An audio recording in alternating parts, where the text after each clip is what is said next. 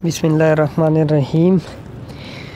UHS MD CAT English portion में discuss करूँगा इस लेक्चर में। इसमें पहला MCQ जो कि MCQ नंबर 177 है टेस्ट में। Synonym of the word capricious is. Capricious का सिनोनिम, कैप्रिशियस कहते हैं उस बंदे को, उस पर्सन को जो चेंजेबल होता है, जो चेंज होता है, जो कांस्टेंट नहीं होता। तो प्रेडिक्टेबल तो इसका एंटोनिम होगा, यूनिफॉर्म भी इसका एंटोनिम होगा, इनवेरिएबल और फिकल। अब वेरिएबल इसका सिनोनिम हो सकता है, इनवेरिएबल इसका एंटोनिम होगा जो नहीं चेंज होता, फिकल इसका करेक्ट आंसर है alpha. MCQ number 2, disease like diabetes are suppose to be taken seriously और दे कैन बी। अब डिजीज़ को सीरियसली लेना चाहिए, सम टाइप्स ऑफ डिजीज़ को, अदरवाइज़ उसका आर यूज़ किया तो इसका क्या हेल्दी तो नहीं हो सकता। इम्पर्सनेटिंग मीन्स किसी चीज़ को जो लिविंग थिंग होते हैं उसकी एग्जिस्टेंस को ख़त्म करना या उसकी सिग्निफिकेंस इम्पोर्टेंस को ख़त्म करना। कर्सिंग मीन कोई नेगेटिव या बैड कमेंट्स वगैरह देना, किसी को बद्दुआएं वगैरह देना। फेटल कहते हैं डेडली को, तो ये इसका करेक्ट आंसर है, मोहलिक, डेडली, फेटल, तो इसका करेक्ट आंसर होगा C. MCQ number 179, choose the most appropriate antonym for abandonment. Abandonment के लिए आप एंटोनिम सेलेक्ट करना है। ये पॉइंट याद रखिए, इंस्ट्रक्शन को लाजमी रीड करिए, इंस्ट्रक्शन में सिनोनिम नहीं एंटोनिम। अब सीजेशन, स्टॉपेज, हॉल्ट, ये तीनों इनकी सिनोनिम्स है, लेकिन सिनोनिम्स नहीं, एंटोनिम, एंटोनिम इसका है एक्सटेंशन, तो डी इसका करेक्ट आंसर होगा। अबंडनमेंट कहते हैं किसी एक्शन को स्टॉप करना, किसी एक्टिविटी, फ्रेंडशिप, रिलेशन वगैरह को ख़त्म करना, तो ये बाकी तीन इसकी सिनोनिम थे। एक्सटेंशन है कंटिन्यूटी, इसका एंटोनिम होगा। MCQ number 180, fill in the blank with the correct word. The shepherd load this mountain with cattle the first time at dash your plot. अब यहाँ पर पैसिव वॉइस सेंटेंस है तो head तो नहीं यूज़ हो सकता, CN करेक्ट हो गया। वाज के बाद बीन नहीं यूज़ होता, ये भी। अब दो ऑप्शंस रखे, वाज और प्लॉट, हेड, बीन और। अब दोनों ग्रामेटिकली करेक्ट है। अगर हम वाज यूज़ करते हैं तो ये पास्ट सिंपल टेंस बनेगा, हेड बीन यूज़ करते हैं तो ये पास्ट परफेक्ट टेंस बनेगा।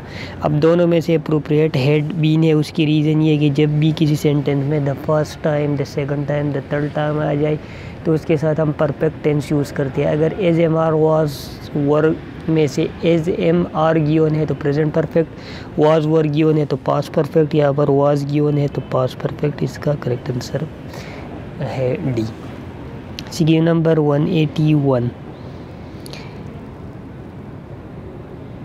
MCQ number 181, to give some idea of rabies horrors, one dash only read such descriptions as the following: spasms, restlessness, shudders at the last breath of air, inardent। अब बाकी sentence read करने की ज़रूरत भी नहीं है, blank को fill करना है। तो यहाँ पर अब हैज़ नीडेड या सिर्फ नीडेड तो नहीं हो सकता, क्योंकि यहाँ पर कोई पास्ट टेंस का इंडिकेटर नहीं किया न प्रेजेंट परफेक्ट टेंस का। तो ये अब दो ऑप्शंस रहेंगे, नीड्स या नीड। अब यहाँ पर नीड्स करेक्ट आंसर नहीं हो सकता। उसकी रीज़न क्या है? रीज़न ये है कि नीड्स के बाद, जब need as main verb use, उसके बाद हम टू इन्फिनेटिव यूज़ करते हैं। For example, I need to deliver a lecture, you need to prepare the topic. Need के बाद टू प्लस बेस फॉर्म। अब यहाँ पर अब हम देखते हैं तो टू प्लस बेस फॉर्म नहीं है, टू इन्फिनेटिव नहीं है, बल्कि बेर इन्फिनेटिव है, खाली इन्फिनेटिव है, बग़ैर टू की इन्फिनेटिव है, बग़ैर टू की जो उसको हम कहते हैं बेस फॉर्म। तो बेस फॉर्म है, इसलिए यहाँ पर हम नीड्स नहीं यूज़ कर सकते, बल्कि नीड यूज़ होगा बी। तो इसका करेक्ट आंसर है बी, नीड। और इस नीड का मतलब है शुड या मस्ट, ये सेमी मॉडल वर्ब है। जिस तरह शुड और मस्ट के बाद बेस फॉर्म, उसी तरह नीड जब सेमी मॉडल वर्ब हो इसके बाद भी बेस फॉर्म। तो यहाँ पर रीड एक बेस फॉर्म है, बग़ैर एस, बग़ैर ES, बग़ैर डी, बग़ैर ED, बग़ैर NG, बग़ैर टू की फॉर्म को हम कहते हैं बेस फॉर्म। तो बेस फॉर्म है तो इसलिए इससे पहले यहाँ पर मेन वर्ब नहीं बल्कि modal verb, semi modal verb, auxiliary verb, should या मस्ट की जो मीनिंग है तो वो है नीड। यहाँ पर नीड्स उस वक्त करेक्ट होता अगर नीड्स के बाद टू रीड होता। For example she needs to read, he needs to read. अब यहाँ पर टू रीड नहीं है तो नीड्स नहीं आ सकता, बल्कि नीड और इस नीड का मतलब होगा मस्ट या शुड। सेमी मॉडल वर्ब है, जिस तरह मस्ट और शुड के बाद रीड, उसी तरह नीड जब सेमी मॉडल वर्ब या मॉडल वर्ब उसके बाद भी रीड, तो इसका करेक्ट आंसर है B. CQ number 182। By 2030 people dash been reading the works of Charles Dickens for more than 190 years। Future indicator given है तो हैड पास्ट टेंस नहीं यूज़ हो सकता है, बी नहीं यूज़। अब वेल के बाद बीन नहीं यूज़ हो सकता, वेल है बीन, डी इसका करेक्ट आंसर है फ्यूचर परफेक्ट कंटिन्यूस टेंस। 183 में करेक्ट आंसर को चूज़ करना है। पेनी डिड नॉट लेट, लेट के बाद बेस फॉर्म यूज़ होती है तो हैविंग इनकरेक्ट हो गया। Penny did not let me get, यहाँ पर टू गेट भी इनकरेक्ट हो गया। Penny had not left, left नहीं लेट चाहिए तो सी इसका करेक्ट आंसर है। Penny did not let me get my book. 184 we visited. अब वर्ब और ऑब्जेक्ट के मिड में कोई पंक्चुएशन मार्क नहीं यूज़ होता, इस हिसाब से ये दोनों ऑप्शन इनकरेक्ट हो गए। दो ऑप्शन रह गए C D. We visited Istanbul Turkey, known Hong Kong last summer. अब यहाँ पर ऑप्शन सी में एंड नहीं यूज़ हुआ तो इनकरेक्ट है, डी करेक्ट आंसर है। रूल क्या है पंक्चुएशन का? रूल ये है कि सिटी, स्टेट या डिस्ट्रिक्ट, स्टेट या प्रोविंस, कंट्री के मिड में कामा, तो इस्तांबुल तुर्की के मिड में कामा यूज़ हुआ है, और इन नोलोन और हांगकांग के मिड में भी कामा यूज़ हुआ है तो डी करेक्ट आंसर है। और लास्ट जो आइटम होती है उससे पहले एंड यूज़ होता है तो ऑप्शन सी में एंड नहीं हुआ, इस वजह से ऑप्शन डी करेक्ट आंसर है। और ए और बी में तो मसला ये है कि वर्ब और ऑब्जेक्ट के मिड में पंक्चुएशन मार्क्स यूज़ है, जो वर्ब और ऑब्जेक्ट के मिड में कोई पंक्चुएशन मार्क नहीं यूज़ होता। CQ number 185। करेक्ट सेंटेंस तो परसुएट की स्पेलिंग गलत है, ये भी परसुएट की स्पेलिंग गलत है, ये भी गलत है, पी के साथ लिखा है, ई के साथ होता है तो बी ये करेक्ट है, बी इसका करेक्ट आंसर है। हाउ कुड सारा परसुएट, बी स्पेलिंग की मिस्टेक है।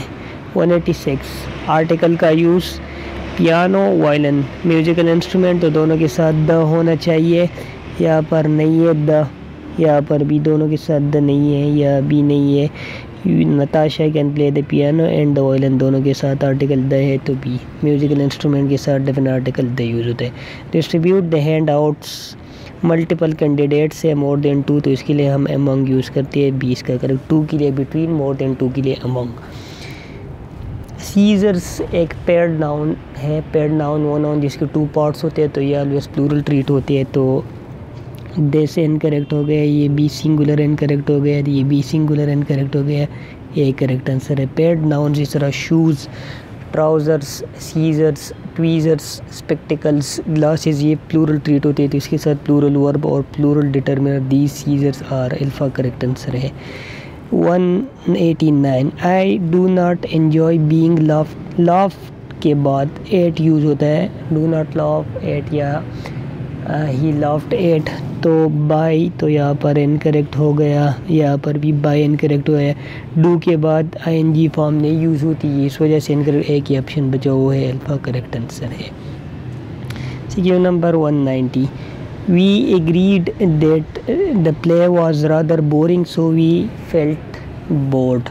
अब प्ले एक्शन परफॉर्म करता है, एक्शन कॉज करता है, बोरिंग कॉज करता है तो जो पर्सन या थिंग एक्शन कॉज करता है उसके लिए हम आईएनजी फॉर्म यूज़ करती है। इस ऑप्शन में आईएनजी फॉर्म नहीं, इसमें भी नहीं है, इसमें भी नहीं है, एक ही ऑप्शन में आईएनजी फॉर्म है वो करेक्ट आंसर है। CQ number 191 I decided to sell the piece of land when I was offered more. अब मोर के बाद एग्जैक्ट, परफेक्ट, ट्रू तीनों में से कोई भी नहीं यूज़ हो सकता, रियलिस्टिक यूज़ हो सकता है तो 20 का करेक्ट आंसर है। To cut the head means idiom का मतलब है डी फ्रॉग का तो मतलब होता है किसी रिलीजियस बंदे को उसकी स्टेटस, उसकी ओहदे से हटाना तो ये इसका सिनोनिम नहीं हो सकता। इम्पॉल्ड का मतलब है किसी को चीरना, पीर्स करना, कट करना किसी पॉइंटेड शार्प इंस्ट्रूमेंट के साथ। अर्बनाइट का मतलब होता है वो बंदा जो रिमोट विलेज एरिया में रहता है।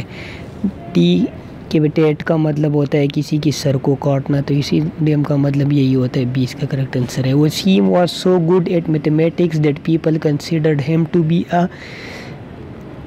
अब प्रिमिवल कहते हैं प्रिमिटिव जो पुराने ज़माने में रहते हैं। फ्रिगेट कहते हैं अयाश को, तो ये भी नेगेटिव सेंस है इसका से। प्रोडिगल कहते हैं जो एक ज़्यादा यूज़ करता है मनी का फजूल खर्च। और प्रोडिगी कहते हैं वो बंदे को जो नेचुरली टैलेंटेड हो। अल्फ़ा इसका करेक्ट आंसर है। Last, the newly elected president and CEO।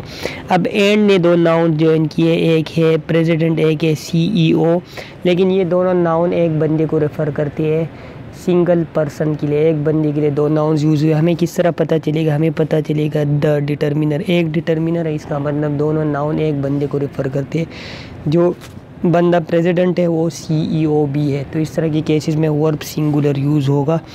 तो ये दोनों है प्लूरल है, ये भी प्लूरल है, तीनों इनकरेक्ट हो गए। एक सिंगुलर है वो करेक्ट आंसर है। जब दो नाउन्स या दो प्रोनाउंस एंड जॉइन करे, दोनों एक बंदे को रेफ़र करे तो वर्ब सिंगुलर। मुख्तलिफ बंदों को या मुख्तलिफ थिंग्स, मुख्तलिफ एंटिटीज़ को फिर प्लूरल या मुख्तलिफ आइडियाज़ को, या पर सिंगल आइडिया या सिंगल पर्सन को रेफ़र करते हैं एक बंदे को। किस तरह पता चलेगा? डिटर्मिनर द एक बार, अब अगर द दो बार यूज़ होता है इस तरह होता है the newly elected president and the CEO, फिर इसका मतलब होता है प्रेसिडेंट अलग बंदा है, CEO अलग। लेकिन यहाँ पर द एक बार, इसका मतलब है जो बंदा प्रेसिडेंट है वो CEO भी है, तो दोनों नाउन एक बंदे के लिए यूज़ है, एक ही बंदा है, वर्ब सिंगुलर यूज़ होगा। डी इसका करेक्ट आंसर है। बाकी तीन ऑप्शन प्लूरल है, एक ही ऑप्शन सिंगुलर है। तो ये 18 MCQs थे UHS MTCAT के, जो मैंने डिस्कस कर ली इस लेक्चर में।